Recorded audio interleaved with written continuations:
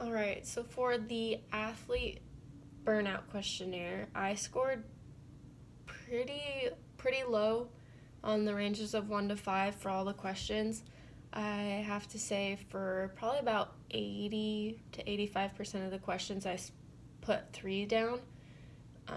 And then for the remainder I did 2s, so rarely, and 2 of my questions 9 and 11, I put 4s.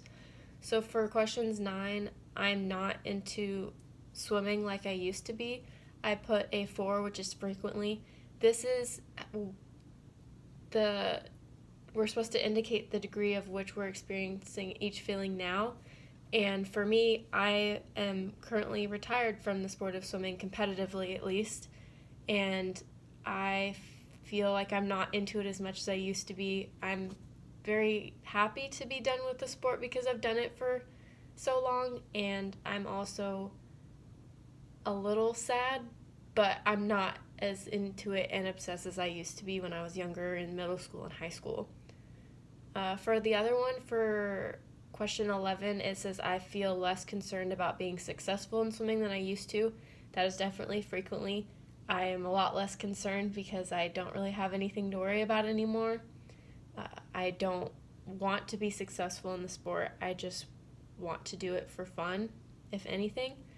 For the ones I did 2s on, which is feeling overly tired from participation, I don't feel tired. I don't feel burnt out. If you would have asked me this question a few years ago or in high school, right before college, I would have scored it higher than that. But because I'm in the spot that I'm in today, I do not feel that it's very high up on that list for me. For a lot of them, I don't feel negative towards the sport. It's sometimes just because of the experiences I've had growing up in the sport and a lot of different coaches I've had to experience and it kind of shaping the environment I was in at the time.